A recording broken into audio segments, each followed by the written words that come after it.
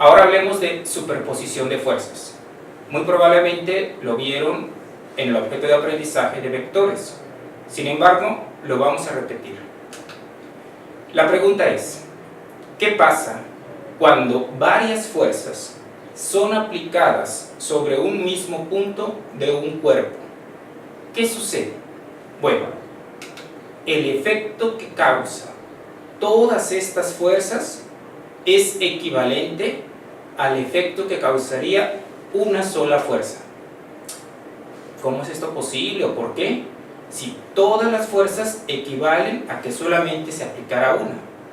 Sí, es cierto, pero siempre y cuando la fuerza resultante, es decir, esa única fuerza que se aplique, sea la suma vectorial de todas las fuerzas aplicadas.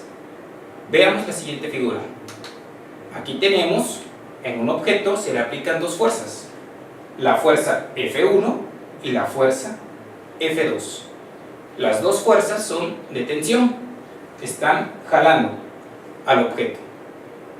El método del paralelogramo, que seguramente vieron en suma de vectores, se está utilizando para graficar la fuerza resultante o la sumatoria de fuerzas. Entonces, en esta figura lo que nos dice es el concepto de superposición de fuerzas. El efecto que causa todas las fuerzas aplicadas, en este caso F1 y F2, es el mismo efecto que causaría aplicando solamente la fuerza R, la fuerza resultante.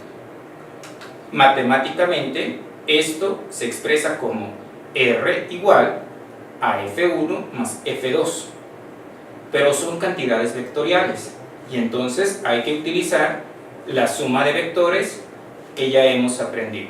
A la suma vectorial de todas las fuerzas le llamamos fuerza resultante o fuerza neta. Repitiendo la ecuación, porque hace rato fue para F1 y F2, pero pueden ser muchas fuerzas, n cantidad de fuerzas. Entonces la fuerza resultante sería F1 más F2 más F3 más Fn, igual a sumatoria de todas las fuerzas.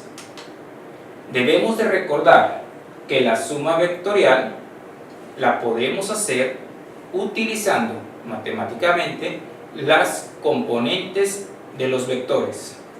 Recordemos que un vector, en este caso el vector fuerza, lo podemos representar como la componente en X multiplicada por el vector unitario Y más la componente en Y multiplicado por el vector unitario J.